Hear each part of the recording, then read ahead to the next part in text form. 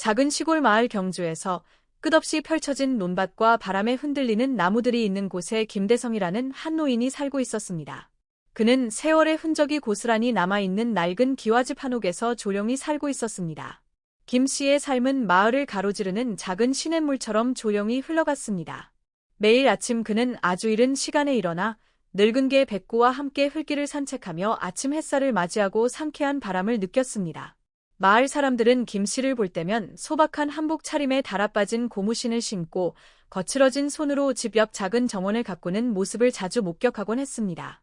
매일 오후 그는 집 마루에 앉아 따뜻한 녹차 한 잔을 손에 들고 멀리 산 너머로 사라지는 마지막 햇살을 바라보며 시간을 보냈습니다. 마을 사람들은 그의 온화한 성격뿐 아니라 누군가가 도움을 필요로 할 때 언제나 기꺼이 나서는 그의 모습에 존경심을 품고 있었습니다. 어느 날 오후 작은 잡화점의 주인 박민자가 김 씨의 집을 방문했습니다. 그녀는 갓 딴 사과 한 봉지를 건네며 미소 지었습니다. 김 선생님, 어제 한 씨네 울타리 고쳐주시는 거 봤어요. 항상 이렇게 착하기만 하실 건가요? 김 씨는 사과 봉지를 받으며 온화하게 웃었습니다. 마을 사람들끼리 서로 돕지 않으면 누가 돕겠습니까? 박 여사님. 박 여사는 한동안 그를 바라보며 망설이더니 조용히 물었습니다. 김 선생님, 혼자 사시는 거 외롭지 않으세요? 김 씨는 잠시 먼 하늘을 바라보며 깊은 생각에 잠긴 듯했습니다. 한참 후 그는 조용히 대답했습니다. 외롭죠. 하지만 가끔 마을이 평화로운 것만 봐도 마음이 가득 차는 기분이 들어요. 김 씨의 대답에 박 여사는 더 이상 말을 잇지 못했습니다. 그 간단한 말 속에는 수많은 인생의 굴곡을 지나온 자신이 고향이라 부르는 이곳의 평화를 지키며 살아가는 한 사람의 깊은 마음이 담겨 있었습니다. 그날 아침, 햇살이 나뭇가지 사이로 은은하게 비치며 경주 마을은 평소처럼 평온한 모습을 띠고 있었다. 멀리서 들려오는 새들의 지저귀미 들판에서 일을 시작하는 농부들의 소리와 어우러져 있었다. 그러나 그 평화로움은 마을 입구에서 들려오는 오토바이 엔진 소리에 의해 곧게지고 말았다. 검은 가죽 재킷을 입고 거대 오토바이를 탄 낯선 사람들이 나타났다. 그들은 차가운 표정을 지으며 좁은 흙길을 달리며 일부러 큰 소음을 냈다. 마을의 개들이 요란하게 짖어대자 주민들은 창문을 열고 밖을 내다보며 걱정과 두려움이 섞인 눈빛을 보냈다.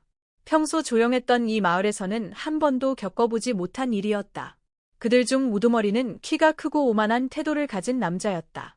그의 이름은 장태진으로 불의 장이라는 별명으로 알려져 있었다. 그의 얼굴에는 왼쪽 눈꼬리에서 턱까지 이어지는 긴 흉터가 있었고 차가운 눈빛을 띠고 있었다. 그와 그의 무리는 오래 머물지 않고 마을 주변을 배회하며 무언가를 탐색하는 듯했다. 그날 오후 박민자 할머니는 황급히 김 씨의 집으로 달려갔다. 할머니의 얼굴은 창백했고 목소리는 떨리고 있었다. 김 선생님, 방금 전에 그 낯선 사람들이 한 씨네 집으로 들어갔어요. 뭔가 소리치고 의자를 부숴버리는 걸 봤어요. 돈을 달라고 소리치던 것 같아요. 이게 대체 무슨 일인가요? 김 씨는 차잔을 내려놓으며 깊은 생각에 잠긴 눈빛으로 물었다. 좀 더 자세히 말해보세요. 그들이 한 씨에게 무슨 짓을 했나요? 박 할머니는 숨을 가쁘게 몰아쉬며 옷자락을 움켜쥐고 말했다. 50만 원씩 매달 보호비를 내라고 했대요. 한 씨가 거절하자 가게를 부숴버리겠다고 협박했어요. 김 씨는 자리에서 일어나며 결단에 찬 눈빛을 띄었다. 그는 얇은 한복을 걸치며 말했다. 할머니는 집으로 돌아가세요. 문단속 잘하시고요. 제가 나가서 확인해 보겠습니다. 김 씨가 마을 길로 나설 때 저녁 햇살은 부드러워졌고 나뭇가지 사이로 황금빛 햇살이 스며들고 있었다. 마을 중심에 도착했을 때 그는 한 씨가 부서진 의자 조각을 가게 앞에서 줍고 있는 모습을 보았다. 한 씨의 눈빛에는 두려움이 가득했다. 한 씨, 무슨 일이 있었습니까? 김 씨는 차분한 목소리로 물었다. 한 씨는 고개를 들어 붉어진 눈으로 대답했다. 김 선생님, 저는 어떻게 해야 할지 모르겠습니다. 그들이 돈을 내지 않으면 가게를 부숴버리겠다고 했어요. 그런데 저는 그 돈을 어디서 구합니까?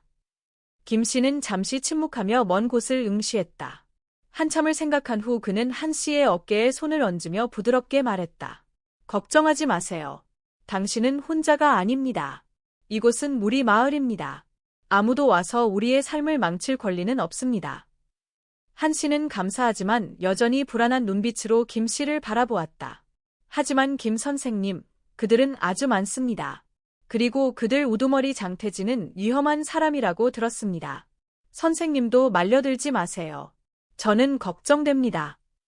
김 씨는 가볍게 웃었지만 눈빛은 여전히 날카로웠다. 당신이 두렵다면 나도 두렵습니다. 하지만 우리가 계속 침묵하고 머리를 숙인다면 그들이 멈출 것 같습니까? 김 씨의 말은 한 씨의 마음을 울렸다. 한 씨는 고개를 숙이고 더는 아무 말도 하지 않았지만 그의 마음속에는 희망의 빛이 피어오르기 시작했다. 다음 날 장태진의 무리가 다시 나타났다. 이번에는 그들이 박 할머니의 잡화점으로 곧장 갔다. 박 할머니는 카운터 뒤에서 떨리는 손으로 침착함을 유지하려고 애썼다. 매달 50만 원을 내라. 이해했나? 문신이 가득한 거대한 남자가 크게 말했다. 그런데 저는 이런 자잘한 물건을 팔아서 그 돈을 어떻게 마련합니까? 박 할머니는 떨리는 목소리로 말했다. 없으면 땅을 팔든 집을 팔든 해. 다른 남자는 비웃으며 위협적인 눈빛을 보냈다. 그 순간 문이 열리는 소리가 들렸다. 김 씨가 가게로 들어와 문 옆 선반에 모자를 놓았다. 아무도 말을 하지 않았다. 김 씨의 눈빛은 가게 안의 모든 사람을 훑었고 떨고 있는 박 할머니에게 멈췄다. 너희들 이런 행동이 인간으로서 부끄럽지 않느냐? 김 씨는 낮지만 단호한 목소리로 말했다. 세 남자는 뒤돌아 김 씨를 위아래로 훑어보았다. 한 남자가 턱짓을 하며 말했다. 이 늙은이는 누구냐? 우리 일에 끼어들고 싶은 건가? 김 씨는 두려움 없이 침착하게 다가가며 말했다. 나는 그냥 이웃이다. 하지만 잘못된 일을 보면 나서야 한다. 너희들은 손발이 멀쩡한데 왜 제대로 된 일을 해서 살지 않고 남을 이렇게 궁지로 몰아넣느냐. 문신을 한 남자는 미간을 찌푸리며 한 걸음 앞으로 나서며 도발적인 목소리로 말했다. 내가 뭐라고 우리한테 설교를 해. 늙었다고 봐주는 거 아니야. 김 씨는 여전히 침착했지만 눈빛은 더욱 날카로워졌다. 내가 봐주지 않아도 된다. 하지만 내 말을 명심해라. 강한 자가 언제나 강한 것은 아니다. 바람이 방향을 바꾸면 대가를 치르게 될 것이다. 가게 안의 공기가 얼어붙은 듯했다. 한참의 침묵 후 우두머리는 비웃으며 동료들을 향해 말했다. 가자. 이 늙은이가 얼마나 버티나 보자고. 그들이 떠나고 나자 박 할머니는 거에 쓰러질 뻔했다. 김 씨는 그녀를 부축하며 부드럽게 말했다. 걱정하지 마세요. 우리가 혼자가 아니라는 것을 믿으세요. 다음 날 아침 경주마을은 긴장된 분위기에 휩싸였다. 평소 지저귀던 새소리마저도 조용해진 듯했다. 마을 사람들은 불안한 눈빛으로 서로를 바라보며 오가고 있었다. 장태진 일행이 나타난 이후로 마을의 평화가 흔들리기 시작했다. 김 씨의 집에서는 충직한 늙은 개 백구가 그의 발 아래 누워 무언가 이상한 기운을 느낀 듯 귀를 쫑긋 세우고 있었다. 김 씨는 낡은 나무 의자에 앉아 집 앞마당에서 마을로 이어지는 길을 멀리 응시하고 있었다. 멀리서 오토바이 엔진 소리가 들려왔고 이번에는 평소보다 더 요란했다. 낯선 사람들이 한 무리 다가왔고 그 선두에는 장태진이 있었다. 그와 함께 온 6명의 부하들은 모두 험악한 인상을 풍기고 있었다. 그들은 김 씨 집 앞에서 멈춰 아침의 고요를 깨뜨렸다. 장태진은 계단 위로 올라서며 칼같이 날카로운 눈빛으로 김 씨를 바라보았다. 그는 거친 목소리로 말했다. 늙은이, 내가 말했잖아. 우리 일에 간섭하지 말라고. 그런데 일부러 나를 화나게 하려는 거야. 김 씨는 바로 대답하지 않고 천천히 일어나 그의 눈을 똑바로 바라보며 걸어갔다. 그의 눈빛은 침착했지만 결단력이 엿보였다. 그는 낮고 단단한 목소리로 말했다. 여기 온 목적이 날 위협하는 건가? 아니면 이 마을을 망치려는 건가? 후자라면 내 뜻대로 되지 않을 거야. 장태진은 차가운 웃음을 지으며 부하들을 돌아보았다. 한 부하가 앞으로 나서서 김 씨가 앉아있던 의자를 밀어 넘어뜨리려고 했다. 하지만 그 순간 김 씨는 번개같이 그의 손을 잡아 꺾었다. 비명을 지르며 부하는 땅에 무릎을 꿇었다. 다른 부하가 화를 내며 막대기를 휘두르며 달려들었지만 김 씨는 몸을 민첩하게 피하며 그를 넘어뜨렸다. 백구는 크게 짖으며 혼란을 더했다. 남은 2명의 부하들은 뒤로 물러나며 놀람과 두려움이 가득한 눈빛으로 김 씨를 바라보았다. 나이 든 노인이 이렇게 단호하고 강하게 행동할 줄은 상상도 못했던 것이다. 장태진은 눈을 가늘게 뜨며 김 씨를 주시했다. 그는 코트 주머니에서 접이식 칼을 꺼내 김 씨를 향해 겨누며 말했다. 좋아. 늙은이. 내가 제법 할 줄 안다는 건 인정하지. 하지만 내가 나를 계속 막을 수 있을 거라고 생각해? 김 씨는 조금도 흔들리지 않으며 단호한 눈빛으로 말했다. 한번 해봐라. 하지만 행동하기 전에 결과를 잘 생각해라. 이 마을은 너와 내 부하들이 마음대로 할 수 있는 곳이 아니야. 장태진은 몇 초 동안 말을 잃었다가 어딘지 모르게 불안한 표정을 보였다. 하지만 그는 크게 웃으며 그 불안을 감추려 했다. 오늘은 봐주겠다. 하지만 기억해라, 김씨 다음번엔 나 혼자 오지 않을 거다. 그는 부하들에게 철수하라고 신호를 보냈다. 백구는 그들이 사라질 때까지 계속 짖었다. 김씨는 의자로 돌아가 개의 머리를 쓰다듬으며 부드럽게 말했다. 진정해라, 백구. 그들은 다시 올 거야. 하지만 다음번엔 우리 혼자가 아닐 거다. 그날 오후, 김씨는 한씨와 박씨를 집으로 초대했다. 그들은 낡은 나무 탁자 주위에 둘러앉아 있었고 탁자 위에는 은은한 향이 나는 녹차가 놓여 있었다. 세 사람은 한동안 말없이 있다가 박씨가 걱정스러운 목소리로 말했다. 김씨, 오늘 아침에 당신 집에서 소리가 나는 걸 들었어요. 그들이 당신에게 해를 입히지는 않았나요? 김씨는 잔잔한 미소를 지으며 차분히 말했다. 아니요. 그들은 아직 아무것도 하지 못했어요. 하지만 다음번엔 몇 명만 오지는 않을 것 같아요. 한씨는 주먹을 꽉 쥐며 떨리는 목소리로 말했다. 김씨, 그들이 마을 전체를 해치면 어쩌죠? 우리가 그들을 어떻게 상대할 수 있겠어요? 김씨는 한씨를 바라보며 부드럽지만 단호한 눈빛으로 말했다. 한씨, 당신의 걱정을 이해합니다. 하지만 그들의 힘은 숫자나 무기에 있는 게 아닙니다. 우리가 필요한 것은 믿음과 단결입니다. 마을 사람들이 모두 함께 일어서면 그 누구도 우리를 굴복시킬 수 없을 겁니다. 박 씨는 고개를 끄덕이며 희미한 희망의 빛을 띠고 말했다. 맞아요. 우리가 고개를 숙이면 그들은 더욱 기세를 올릴 거예요. 하지만 마을 사람들이 과연 일어설 용기가 있을까요? 김 씨는 찻잔을 들고 한 모금 마시며 차분하면서도 확신에 찬 목소리로 말했다. 저는 마을 사람들 한 명 한 명과 이야기를 나눌 겁니다.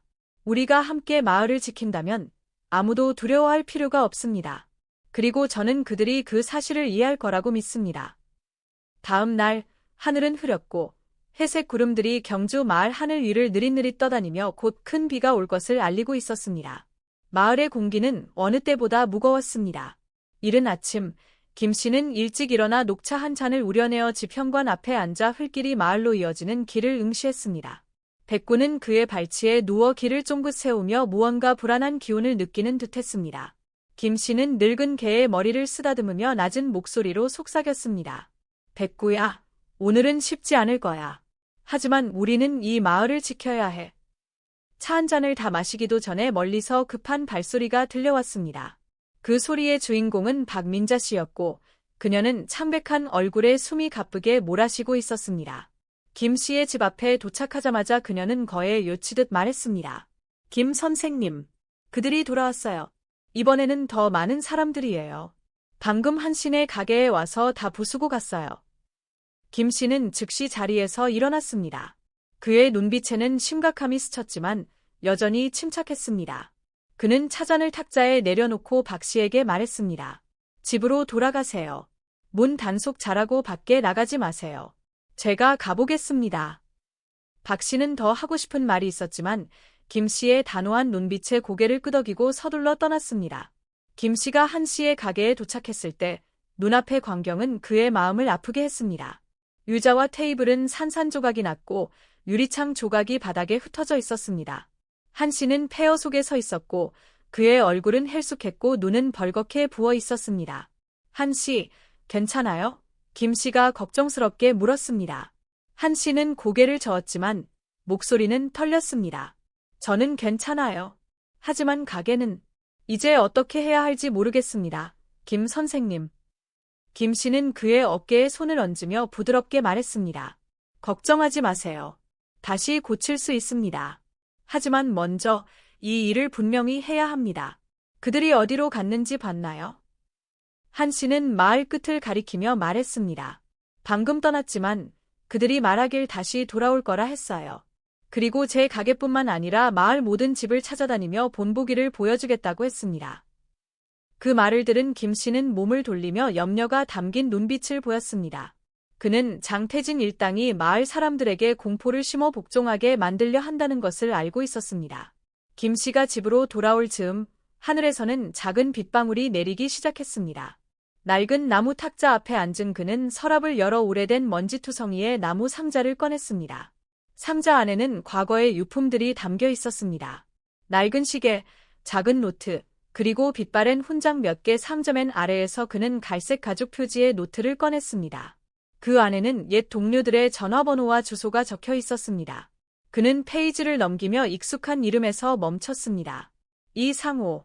김 씨는 전화를 들어 번호를 눌렀습니다. 전화기 너머에서 저음의 따뜻하지만 놀란 목소리가 들려왔습니다. 김대성.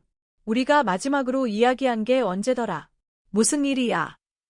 김 씨는 돌려 말하지 않고 심각한 목소리로 말했습니다. 상호야, 내 도움이 필요하다. 우리 마을이 범죄자 집단 때문에 어려움을 겪고 있어. 그들은 소란을 피우고 협박하며 주민들에게 돈을 강요하고 있어. 이 씨는 잠시 침묵하더니 다시 물었습니다. 구체적으로 어떤 상황이야? 그들은 몇 명이나 되고 무기가 있어. 몇 명인지는 정확히 모르지만 우리보다 많은 건 확실해. 그들은 위험하고 대담해. 두목은 장불이라는 별명을 가진 장태진이야.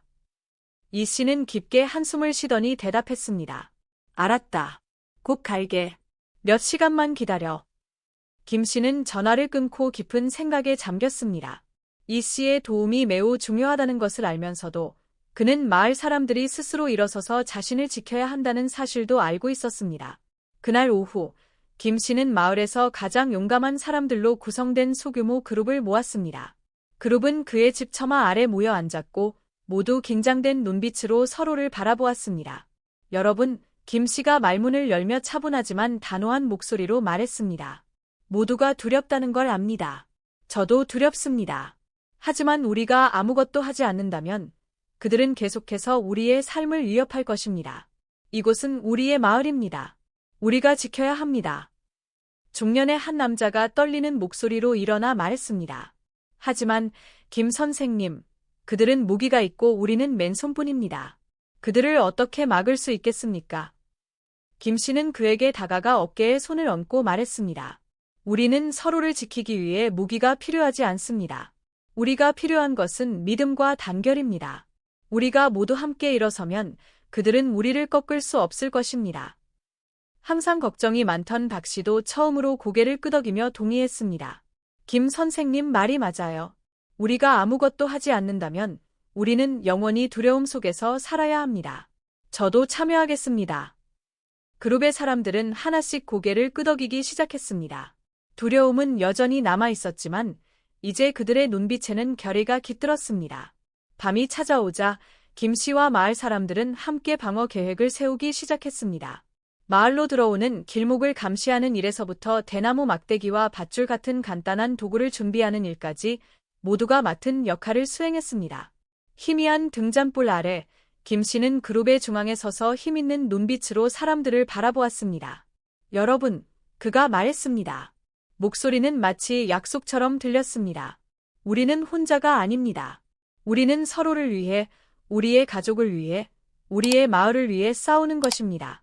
제가 여러분께 약속합니다. 우리는 우리의 마을을 지켜낼 것입니다. 그의 말은 그룹 모두에게 용기를 불어넣었습니다. 그날 밤 마을 사람들은 한마음으로 결의를 다지며 어두운 밤 속으로 묻혀갔습니다. 비는 여전히 굵게 내리고 있었지만 김 씨와 마을 사람들은 다가오는 일들을 대비하며 준비를 계속하고 있었다. 작은 집 안에서는 김 씨와 몇몇 사람들이 나무 테이블 주변에 앉아 있었다. 희미한 등잔불이 비추는 얼굴들은 걱정으로 가득했지만 그들 눈에는 결의가 보였다. 밖에서는 빗소리와 멀리서 들리는 천둥소리가 섞여 큰 폭풍이 다가오고 있음을 알리는 듯했다. 김 씨는 자리에서 일어나 사람들을 한번 둘러보았다. 그의 눈빛은 더 이상 노인의 피곤함이 아니었다. 대신 강한 결단력으로 빛나고 있었다. 여러분, 두려워하는 마음은 이해합니다. 우리 모두 이런 무자비한 자들과 맞서는데 익숙하지 않으니까요. 하지만 우리가 아무것도 하지 않으면 그들은 돈뿐만 아니라 이 마을의 평화까지 빼앗아 갈 겁니다. 우리는 그것을 용납할 수 없습니다.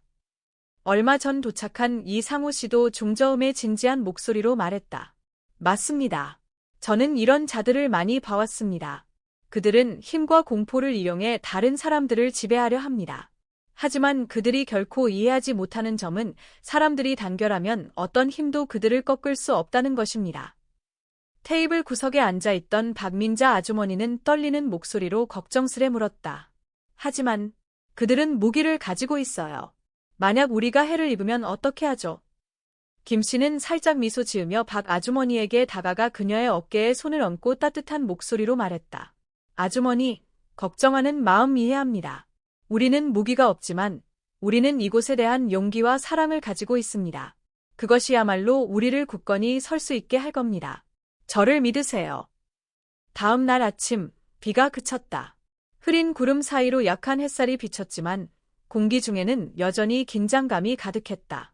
마을 사람들은 작은 그룹으로 나뉘어 김 씨의 집에 모이기 시작했다. 이 씨는 대나무 막대기, 밧줄, 유장용 모래구덩이 같은 간단한 도구를 사용하는 법을 가르쳤다. 전쟁을 겪었던 노인들은 감시와 신호를 보내는 방법에 대한 경험을 공유했다. 젊은 청년 정민호가 김 씨에게 다가와 진지한 목소리로 말했다. 김 선생님, 제가 돕고 싶습니다. 가만히 앉아 다른 사람들이 일하는 걸 볼 수만은 없어요. 저도 함께하겠습니다. 김 씨는 민호를 격려의 눈빛으로 바라보며 말했다. 잘했어, 민호. 너 같은 청년들이 바로 이 마을의 희망이다. 우리와 함께 서주고 이건 한 사람만의 일이 아니라 우리 모두의 일이라는 걸 기억하렴. 민호는 고개를 끄덕이며 반짝이는 눈빛으로 자위 도구를 준비하는 다른 청년들 무리에 합류했다. 그날 오후 모든 준비가 끝났을 때 김 씨는 집 앞에 있는 유칼립투스 나무 아래 앉아 따뜻한 녹차를 한 잔 들고 있었다. 이 씨가 다가와 그 옆에 앉아 마을로 이어지는 긴 흙길을 바라보았다. 대성, 이번에는 그들이 어떻게 할 것 같습니까? 이 씨가 묵직한 목소리로 물었다. 김 씨는 차를 한 모금 마시며 차분한 목소리로 답했다. 그들은 멈추지 않을 겁니다. 하지만 이번엔 우리가 준비가 되어 있어요. 나는 그들과 마주하는 것이 두렵지 않습니다. 내가 두려운 것은 마을 사람들이 서로에 대한 믿음을 잃는 것입니다. 그것이 일어난다면 우리는 진정으로 패배한 것입니다. 이 씨는 고개를 끄덕이며 가벼운 미소를 지었다. 형은 항상 그렇군요. 자기 자신뿐만 아니라 모두를 생각하니 말입니다. 이번에 형과 함께할 수 있어 기쁩니다. 김 씨는 부드럽지만 단호한 눈빛으로 미소 지었다. 우리는 전쟁을 겪었지요. 상호, 나는 이 마을 사람들이 더 이상 어떤 고통도 겪지 않기를 바랍니다. 이곳은 나의 집입니다. 그리고 나는 어떤 대가를 치르더라도 이곳을 지킬 겁니다. 늦은 오후, 마지막 햇빛이 사라져갈 무렵, 오토바이와 자동차 소리가 마을 어귀에서 들려왔다. 마을 사람들은 각자의 위치로 빠르게 흩어졌고 벽과 울타리 뒤에 몸을 숨기며 손에 자위 도구를 단단히 잡았다. 장태진이 15명 이상의 무리를 이끌고 나타났다. 이번에는 몽둥이뿐만 아니라 날카롭게 빛나는 칼도 들고 있었다. 그의 눈은 마을을 훑으며 오만한 표정을 지었다. 다들 어디 있지? 다 도망친 거야? 장이 도발적인 목소리로 요쳤다. 숨어있던 한쪽에서 김 씨가 평소와 같은 차분한 태도로 걸어 나왔다. 그는 길 한가운데에 서서 흔들림 없는 눈빛으로 말했다. 태진, 또 무슨 일로 여기 온 거나? 장은 큰 소리로 웃으며 허리춤에서 칼을 빼들어 김 씨를 가리켰다. 노인네, 내가 누군지 알려주려고 왔다. 오늘 나는 이 마을을 박살내고 모두 내 말에 복종하게 만들 거야. 김 씨는 한 발짝도 물러서지 않고 강렬한 목소리로 요쳤다. 이곳은 우리의 집이다. 내가 이곳을 부수고 싶다면 나를, 그리고 여기 있는 우리 모두를 넘어야 할 것이라. 그 순간 길 양쪽에서 마을 사람들이 나타났다. 그들은 대나무 막대와 갱이를 단단히 잡고 있었다. 그들의 단호한 눈빛은 더 이상 두려움이 아니었다. 공기는 긴장으로 가득 찼다. 장은 잠시 놀란 듯했지만 곧 비웃으며 말했다. 너희는 이 막대기들로 우리를 막을 수 있을 거라고 생각하는 거냐? 좋아, 내가 너희에게 진짜 힘이 뭔지 보여주마. 길고 울리는 경적 소리가 경주의 고요한 마을의 무거운 침묵을 깨뜨렸다. 장태진과 그의 동료들이 놀라는 사이 마을 사람들이 사방에서 나타났다. 그들은 이전처럼 흩어져 도망가지 않고 대나무 막대기, 갱이, 삽과 같은 간단한 도구를 손에 들고 작은 그룹으로 전진하며 마을을 지킬 준비를 하고 있었다.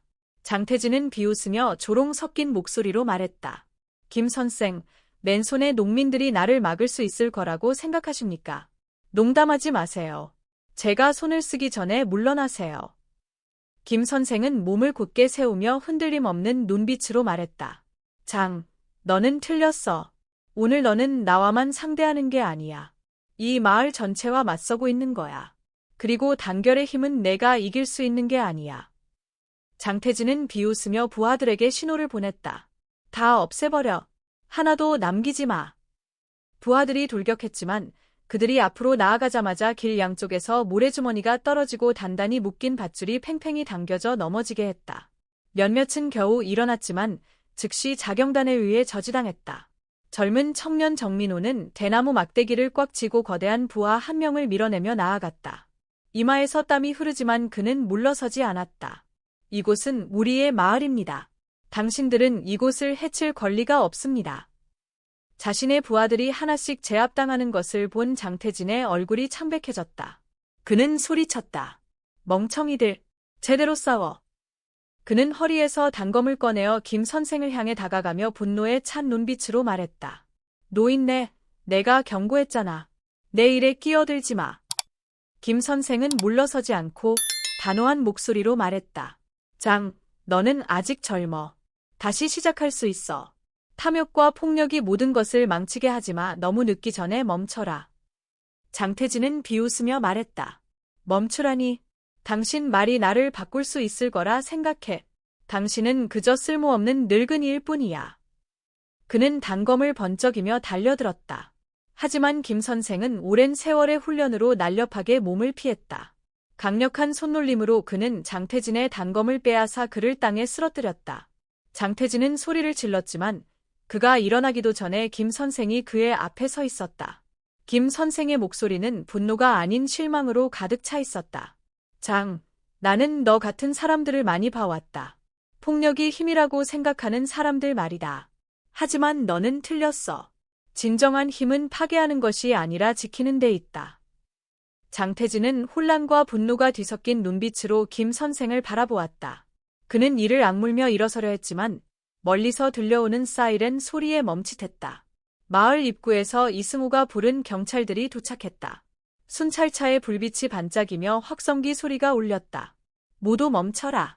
무기를 내려놓고 손을 들어라. 장태진의 부하들은 서로를 바라보며 몇몇은 겁에 질려 도망쳤지만 마을 주민들과 자경단에게 곧바로 제압되었다. 장태진은 포위당했고 그의 눈에 절망의 빛이 감돌았다. 김 선생은 그를 바라보며 차가운 눈빛 대신 안타까움으로 가득 찬 눈빛으로 말했다. 장, 이것이 내 마지막 기회야. 모든 걸 포기하고 새롭게 시작해라. 나쁜 사람으로 태어난 사람은 없어. 단지 내가 잘못된 길을 너무 오래 걸었을 뿐이야. 장태진은 김 선생을 바라보며 아무 말도 하지 않았다. 잠시 후 그는 손을 떨며 칼을 떨어뜨렸다. 그는 무릎을 꿇고 모두의 눈앞에서 머리를 숙였다. 다시 비가 내리기 시작했지만 이번에는 평온함을 안겨주었다. 마을 주민들은 점차 정자 마당에 모여 김 선생과 이승우가 경찰들과 이야기하는 모습을 지켜보았다. 한 할머니가 감격에 찬 목소리로 다가와 말했다. 김 선생님, 선생님이 아니었으면 우리가 어찌했을지 몰랐을 겁니다. 감사합니다. 김 선생은 미소를 지으며 고개를 저었다. 여러분, 저를 감사하지 마세요. 이건 우리 모두의 승리입니다. 우리는 진정한 힘이 믿음과 단결에 있다는 것을 증명했습니다. 마을 주민들은 고개를 끄덕이며 눈물을 흘리는 사람도 있었다. 오랜 불안의 시간 끝에 그들은 처음으로 안도와 자부심을 느꼈다. 그날 밤 모든 일이 잠잠해졌을 때 김 선생은 집 앞에서 비를 바라보며 앉아 있었다. 백구는 그의 발 아래에서 조용히 숨을 쉬었다. 이승우가 다가와 차 한 잔을 내려놓으며 말했다. 어때요, 대성형? 이 일이 정말 끝난 걸까요? 김 선생은 한숨을 쉬며 멀리 바라보았다. 아마도 아니겠지, 상호야. 하지만 우리는 가장 중요한 일을 해냈어. 우리는 마을 사람들의 믿음을 되살렸어. 그 믿음으로 어떤 일도 마주할 수 있을 거야. 이승우는 미소를 지으며 고개를 끄덕였다. 형은 항상 그런 사람이었어. 대성 형 단순히 지키는 사람이 아니라 영감을 주는 사람 말이야. 김 선생은 마을의 희미한 등불을 바라보며 따뜻한 눈빛을 보였다. 비는 계속 내렸지만 그의 마음속 희망의 불꽃은 여전히 밝게 타오르고 있었다. 다음 날 아침, 경주의 마을은 악몽에서 깨어난 듯 보였다. 따뜻한 햇살이 나뭇잎 사이로 스며들어 오래된 기와지붕의 집들을 비추고 있었다. 마을 사람들은 어제의 전투로 남겨진 잔해를 치우기 위해 밖으로 나왔고 그들의 눈빛에는 더 이상 두려움이 아닌 믿음과 결의가 담겨 있었다.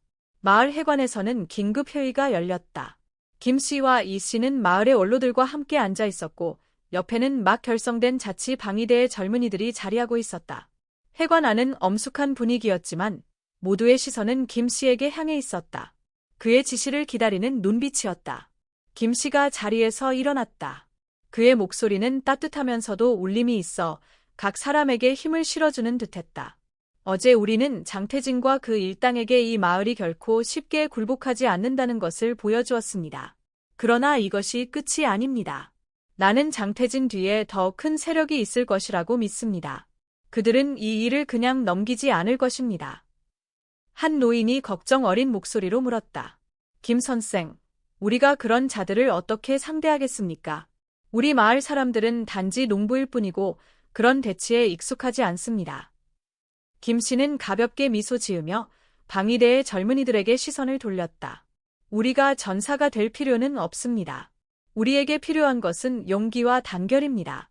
어제 여러분은 진정한 힘은 무기에 있는 것이 아니라 우리의 마음과 믿음에 있다는 것을 증명했습니다. 회관 밖에서는 정민호와 그의 친구들 같은 젊은이들이 자치 방위대의 도구들을 열심히 수리하고 있었다.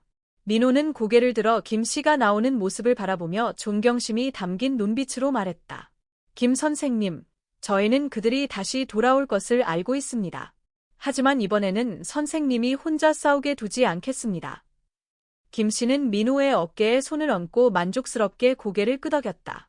잘했네, 민호. 이 마을에는 자네 같은 젊은이들이 필요하네. 하지만 기억하게, 싸움은 단지 적을 물리치기 위해서가 아니라 우리가 사랑하는 것을 지키기 위해서 하는 것이네. 민호는 가볍게 웃으며 결의에 찬 눈빛으로 대답했다. 알겠습니다, 김 선생님. 이번에는 제 가족과 이 마을을 위해 싸우겠습니다. 그날 오후, 김 씨와 이 씨는 자치 방위대를 이끌고 마을의 길과 집을 하나씩 돌며 방어 계획을 세웠다. 그들은 대나무로 울타리를 더 세우고 약한 문들을 보강하며 위험이 있을 때 신호를 보내는 방법을 마을 사람들에게 가르쳤다. 한 할머니가 다가와 새로 엮은 대나무 모자를 김 씨에게 건넸다. 그녀는 미소 지으며 떨리는 손으로 말했다. 김 선생님, 이것이 제가 할 수 있는 전부입니다. 저는 싸울 힘이 없지만 마을을 지키는데 작은 힘이라도 보태고 싶습니다. 김 씨는 대나무 모자를 받아들며 가슴이 뭉클해졌다. 그는 고개를 숙이며 할머니에게 감사를 전했다. 그의 목소리는 감정이 담겨 있었다. 감사합니다. 작은 기여도 결코 작지 않습니다. 이 마을의 모든 사람, 그리고 그들이 하는 모든 작은 행동은 우리가 만들어가는 거대한 힘의 일부입니다. 그날 밤, 김 씨와 이 씨는 작은 집에서 등잔불을 켜놓고 앞으로의 계획을 논의했다. 이 씨는 깊은 생각에 잠긴 채 김 씨를 바라보며 말했다. 대성형, 우리가 장태진 뒤에 있는 자들을 이길 수 있을 거라고 생각하십니까? 만약 그들이 더 큰 군대나 위험한 무기를 가져온다면 마을 사람들이 감당할 수 있을까요? 김 씨는 한숨을 쉬며 조용히 등잔불을 바라보았다. 상호야, 나는 미래가 어떻게 될지 모른다. 하지만 한 가지는 알고 있다. 우리가 두려워하거나 지금 포기한다면 그들이 승리할 것이다. 나는 그런 일이 일어나길 원하지 않는다. 이 마을만을 위한 것이 아니라 다음 세대를 위해서라도. 오늘 우리가 버티지 못하면 이 마을의 아이들은 두려움 속에서 자랄 것이다. 이 씨는 고개를 끄덕이며 그의 눈에는 결의가 담겨 있었다. 형은 항상 내가 거절할 수 없게 만드시는군요. 좋아요. 어떤 일이 있어도 형과 함께하겠습니다. 다음 날 새벽, 첫 햇살이 푸른 논에 닿을 즈음 멀리서 차량 엔진 소리가 들려왔다. 이번에는 몇 대의 오토바이뿐만 아니라 대형 트럭도 포함되어 있었다. 마을 사람들은 재빠르게 각자의 위치로 이동했다. 노인들과 아이들은 안전한 곳으로 옮겨졌고 자취방이 되는 주요 지점에 서서 결의에 찬 눈빛으로 상황을 지켜보고 있었다. 김 씨는 단단한 대나무 지팡이를 들고 마을 입구에 서 있었으며 그의 옆에는 이 씨가 있었다. 차량들이 멈추자 한 덩치 큰 남자가 내렸다. 그는 장태진과는 다르게 훨씬 냉혹하고 위험한 기운을 풍기고 있었다. 그는 김 씨를 바라보며 냉소적으로 웃었다. 김대성 씨, 맞습니까? 나는 최우진입니다. 장태진 같은 멍청이가 하지 못한 일을 해결하러 왔습니다. 김 씨는 그의 눈을 똑바로 바라보며 흔들림 없는 목소리로 말했다. 최 선생, 만약 이 마을을 협박하러 왔다면 돌아가는 것이 좋을 겁니다. 이곳은 당신과 당신 부하들이 마음대로 할 수 있는 곳이 아닙니다. 최 씨는 비웃음을 터뜨리며 말했다. 당신은 몇 명의 맨손 농부들이 나를 막을 수 있다고 생각합니까? 내가 진정한 힘이 무엇인지 보여주겠소. 경주 마을의 공기는 최우진의 차량 행렬이 깊이 들어가면서 납처럼 무거워졌다. 마을 주민들은 지정된 위치에서 굳건히 서 있었고 결의에 찬 눈빛이었지만 긴장을 숨길 수는 없었다. 최우진은 반짝이는 SUV에서 내려 차가운 눈빛으로 사람들을 하나하나 훑어보았다. 그의 옆에는 건장한 부하들이 철제 곤봉과 긴 칼을 들고 서 있었다. 몇몇은 코트 안에 숨겨진 권총까지 소지하고 있었다. 그들은 자신들이 막을 수 있는 것이 없다는 듯이 비웃었다. 김 씨는 마을 입구 한가운데에서 단단한 대나무 지팡이를 들고 서 있었다. 그의 옆에는 이상호와 자경단이 있었다. 그의 목소리는 낮고 따뜻하지만 강력했다. 최 씨, 장태진에게 명확히 말했듯이 당신에게도 말하겠다. 여기는 우리 마을이다. 당신이 위협하거나 파괴하러 온 거라면 우리 모두와 맞서게 될 것이다. 최 씨는 비웃으며 경멸 가득한 눈빛으로 말했다. 김 씨, 당신이 누구를 상대하고 있는지 알고 있나? 나는 그 멍청한 장태진과 다르다. 나는 이 작은 마을보다 더 큰 곳도 파괴했다. 당신의 맨손 주민 몇 명이 나를 막을 수 있다고 생각하나? 김 씨는 흔들리지 않고 단호한 눈빛으로 말했다. 우리는 이 마을을 지키기 위해 현대적인 무기가 필요 없다. 우리는 믿음과 단결만 있으면 된다. 당신은 절대 이해하지 못할 것이다. 최 씨는 웃음을 멈추고 그의 눈이 어두워졌다. 그는 부하들에게 손짓하며 말했다. 모두 쓸어버려라. 아무것도 남기지 마라. 이때 길 양쪽에서 마을 주민들이 행동을 시작했다.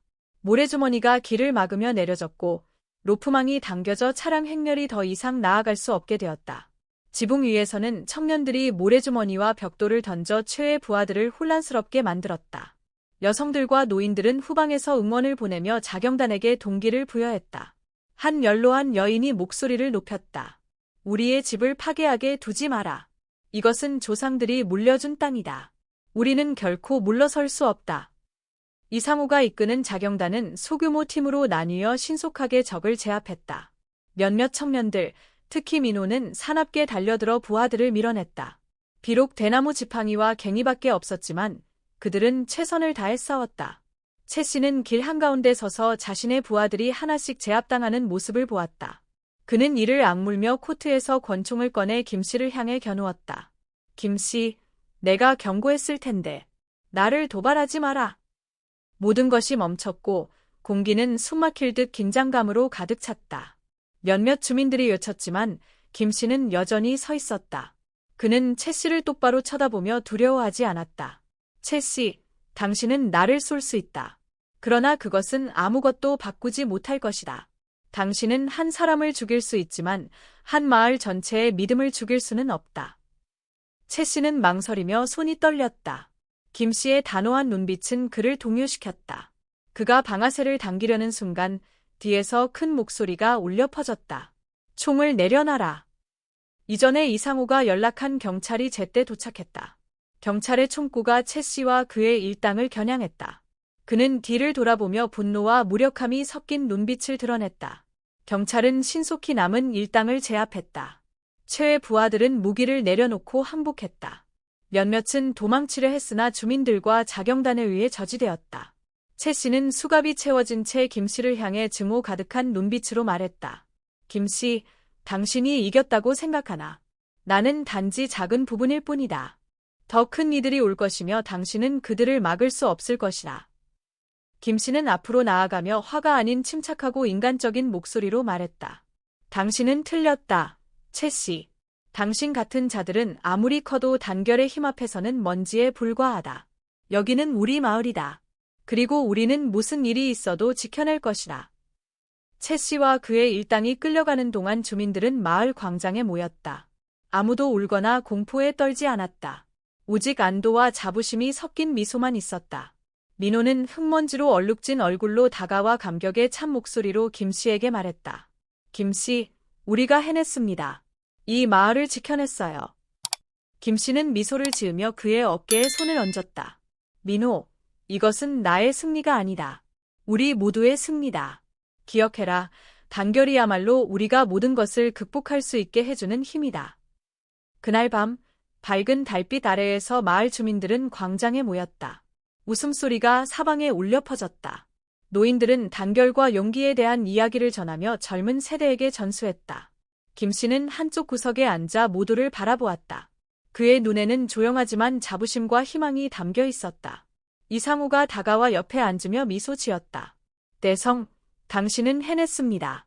이 마을은 당신이 한 일을 영원히 기억할 것입니다. 김 씨는 고개를 저으며 미소를 지었다. 아무것도 하지 않았습니다. 상호, 주민들이 해낸 것입니다. 그리고 나는 믿습니다. 이제부터는 그들이 두려워하지 않을 것이라고. 최우진의 조직이 체포된 후 며칠이 지나자 경주의 마을은 익숙한 평온함을 되찾았다. 찬란한 햇살이 푸른 논밭 위로 펼쳐지고 주민들은 손상된 집을 수리하고 가게를 복구하며 일상으로 돌아가기 시작했다. 김 노인은 언제나처럼 집 앞 나무 의자에 앉아 뜨거운 차를 손에 들고 있었다. 그의 시선은 붉은 흙길에서 놀고 있는 아이들을 따라다녔다. 그의 마음속에는 잔잔한 평온이 스며들었지만 그는 모든 일이 완전히 끝난 것은 아니라고 느끼고 있었다. 어느 날 오후, 붉은 석양이 마을을 감쌀 무렵 낯선 한 사람이 마을 입구로 들어섰다. 그 사람은 불바다라는 별명을 가진 장태진이었다. 그는 과거에 마을 사람들에게 공포를 심어주었던 자였다. 하지만 이제 그는 오만하고 난폭한 남자가 아니었다. 그는 소박한 셔츠를 입고 마른 몸에 고개를 숙이며 과거의 죄책감을 짊어진 듯 보였다. 그는 천천히 마을 중앙의 정자까지 걸어갔다. 그곳에서는 김 노인이 몇몇 주민들과 이야기를 나누고 있었다. 장태진이 나타나자 분위기는 즉시 침묵으로 바뀌었다. 경계와 분노에 찬 시선이 그를 향했다. 몇몇 여성들은 아이들을 뒤로 끌어당겼다. 장태진은 김 노인 앞에 다가가 무릎을 꿇고 깊이 고개를 숙였다. 그의 목소리는 떨리고 있었다. 김 어르신, 제가 사과드리러 왔습니다. 제가 용서를 받을 자격이 없다는 걸 압니다. 하지만 정말로 말씀드리고 싶었습니다. 제가 진심으로 후회하고 있다는 것을요. 제가 잘못했습니다. 김 노인은 그를 한동안 바라보았다. 그의 눈에는 분노나 경멸이 없었고 대신 침착하고 깊은 생각이 담겨 있었다. 그는 차분하지만 분명한 목소리로 말했다. 장씨, 누구나 실수를 할 수 있습니다. 하지만 중요한 건 그 실수를 어떻게 바로잡느냐입니다. 당신은 이 마을 사람들에게 상처를 줬습니다. 그들이 당신을 용서할지 여부는 그들만이 결정할 수 있습니다. 마을 사람들은 여전히 침묵하고 있었고 몇몇은 낮은 목소리로 웅성거렸다. 한때 장태진에게 위협을 받았던 박민자 아주머니가 앞으로 나와 감정이 가득 담긴 목소리로 말했다. 불바다, 당신이 우리를 얼마나 괴롭게 했는지 알기나 하세요. 저는 몇 주 동안 두려움에 가게 문도 열지 못했어요. 그런데 오늘 이렇게 달라진 당신을 보니 진심으로 변하고 싶어하는 것 같군요. 장태진은 고개를 들었다. 그의 눈은 붉게 물들어 있었다. 박 아주머니, 제가 저지른 모든 일을 다 보상할 수는 없다는 걸 압니다. 하지만 기회가 주어진다면 다시 시작하고 싶습니다. 제 잘못을 되갚고 싶습니다. 김 노인은 자리에서 일어나 근처에 모여있던 젊은이들을 가리키며 단호한 목소리로 말했다. 정말로 잘못을 바로잡고 싶다면 여기서 시작해보게. 자경단에 들어가서 당신이 한때 해를 끼쳤던 사람들을 보호하는 법을 배워보게. 말은 필요 없어. 행동으로 보여주게. 장태진은 고개를 크게 끄덕이며 마른 얼굴 위로 눈물을 흘렸다. 그는 일어나 젊은이들이 모여있는 곳으로 걸어갔다. 처음에는 경계의 눈빛이 그를 향했지만 점차 그것들은 부드러워졌고 그에게 기회를 주려는 듯 보였다. 그 후로 며칠 동안 장태진은 자경단과 함께 일을 시작했다. 그는 열심히 훈련했을 뿐만 아니라 손상된 집을 수리하고 마을 주민들을 도왔다. 어느 아침 박 아주머니의 집 울타리를 수리하던 장태진에게 아주머니가 시원한 물 한 잔을 내밀며 말했다. 장씨, 당신 정말 잘하고 있어요. 언젠가 제가 이런 말을 할 수 있을 줄은 몰랐지만 고마워요. 장태진은 고개를 들어 감사의 눈빛으로 말했다. 박 아주머니, 제가 더 감사해야 합니다. 저에게 기회를 주셔서 감사합니다. 어느 날 저녁, 김 노인과 이 노인이 집 앞에서 뜨거운 차를 마시고 있었다. 멀리서 장태진이 다가와 고개를 숙여 인사했다. 김 어르신, 감사합니다. 어르신이 아니었으면 제가 어디로 더 헤맸을지 모르겠습니다. 김 노인은 미소를 지으며 부드러운 눈빛으로 말했다. 장씨, 내가 한 건 아무것도 없어. 당신 스스로 이 길을 선택한 거야. 앞으로도 계속 나아가고 과거의 실수로 돌아가지 않기를 바란다네. 장태진은 고개를 끄덕이며 차분하고 결의에 찬 목소리로 말했다. 다시는 돌아가지 않겠습니다. 김 어르신. 저도 어르신처럼 좋은 사람이 되고 싶습니다. 시간이 지나면서 장태진은 더 이상 공포를 심어주는 불바다가 아니었다. 그는 자경단의 가장 적극적인 일원이 되었고 마을을 더 안전하고 강한 곳으로 만드는 데 기여했다. 어느 날 오후 해가 지고 있을 때 장태진은 아이들이 놀고 있는 모습을 보며 잔잔한 미소를 지었다. 김 노인이 다가와 그의 어깨에 손을 올리며 말했다. 장씨, 지금의 당신을 보니 안심이 된다네. 당신이 잘못을 바로잡아서가 아니라 당신이 진정한 자신을 되찾았기 때문이야. 장태진은 감격에 찬 눈으로 김 노인을 바라보며 말했다. 김 어르신, 언젠가 마을 사람들이 저를 진정으로 이곳의 한 사람으로 받아들이기를 소망합니다. 김 노인은 미소를 지으며 아이들이 놀고 있는 곳을 가리켰다. 봐라, 이미 당신은 이곳의 일부가 되었네. 아무도 과거를 바꿀 수는 없지만 우리는 항상 미래를 만들 수 있다네. 몇 달이 지나면서 경주의 마을은 서서히 본래의 평온을 되찾아갔다. 파괴된 집들은 다시 세워지고 붉은 흙길은 정비되었으며 논에서는 사람들이 다시 모내기를 하며 웃음소리가 가득 찼다. 하지만 무엇보다도 가장 큰 변화는 주민들의 마음속에 생긴 유대감이었다. 마을의 정자에서 자위대는 이제 단지 소규모의 그룹이 아니라 마을의 힘과 단결의 상징이 되었다. 그들은 기본적인 자위훈련을 조직하여 주민들에게 위험한 상황에서 대처하는 방법을 가르쳤다. 즉 장태진은 훈련을 이끄는 주도자로 예전의 무모한 남자가 아니라 온화하고 자신의 일에 헌신하는 사람이 되었다. 어느 날 오후 김 씨는 집 앞에 앉아 마을길에서 뛰노는 아이들을 바라보고 있었다. 이웃인 이 씨가 다가와 뜨거운 차 한 잔을 내려놓고 그의 옆에 앉았다. 대성형, 이 씨는 자랑스러운 눈빛으로 말했다. 이제 좀 쉬셔도 될 것 같아요. 이 마을은 이제 안전하고 주민들도 형 덕분에 훨씬 강해졌어요. 김 씨는 미소를 지었지만 그의 눈은 먼 곳을 바라보며 말했다. 시단이요. 상호. 제 일은 아직 끝나지 않았습니다. 주민들은 더 강해졌지만 상처를 치유하려면 시간이 더 필요합니다. 고통을 겪었던 사람들, 잘못된 길을 걸었던 청년들, 그들이 다시 앞으로 나아갈 수 있도록 더 많은 믿음이 필요합니다. 이 씨는 고개를 끄덕이며 김 씨가 주민들의 마음이 온전히 편안해지기 전에는 결코 일을 끝났다고 여기지 않을 것을 이해했다. 그날 저녁, 마을 주민들은 정자에서 작은 축제를 열었다. 그것은 단순히 승리를 축하하기 위한 것이 아니라 어려움을 함께 극복한 사람들에게 감사를 표하는 자리였다. 과거의 겁을 먹고 국수집 문을 닫았던 정 씨는 자리에서 일어나 말했다. 오늘 우리는 마을의 평화를 축하할 뿐만 아니라 스스로 일어서고 자신을 지키는 법을 배운 것을 축하합니다. 김 씨, 이 씨, 자위대, 그리고 모든 분들께 감사드립니다. 우리의 힘은 단결에 있습니다. 정자는 박수 소리로 가득 찼다. 김 씨는 자리에서 일어나 익숙한 얼굴들을 둘러보며 말했다. 여러분, 이 모든 것은 제가 혼자 한 것이 아닙니다. 바로 여러분 모두가 변화를 만들어냈습니다. 우리는 적보다 강해서 이긴 것이 아니라 믿음과 단결이 있었기 때문에 이겼습니다. 그것이 진정한 힘입니다. 끝없는 박수 소리가 울려 퍼졌다. 축제가 끝난 후 김 씨는 집으로 돌아와 밝은 달빛 아래 조용히 앉아 있었다. 백구는 그의 발 아래에 누워 나이든 머리를 주인의 발에 기댔다. 그는 맑은 하늘을 바라보며 고요한 공간 속에서 들려오는 곤충 소리에 귀를 기울였다. 해는 집 앞에 서서 주저하는 눈빛으로 말했다. 김씨, 다시 한번 감사드리고 싶습니다. 김씨가 아니었다면 저는 제 자신이 변할 수 있었는지 몰랐을 것입니다. 아직 해야 할 일이 많지만 절대 김씨를 실망시키지 않을 것입니다. 김씨는 따뜻한 눈빛으로 미소 지으며 말했다. 혜씨, 나에게 고마워할 필요는 없습니다.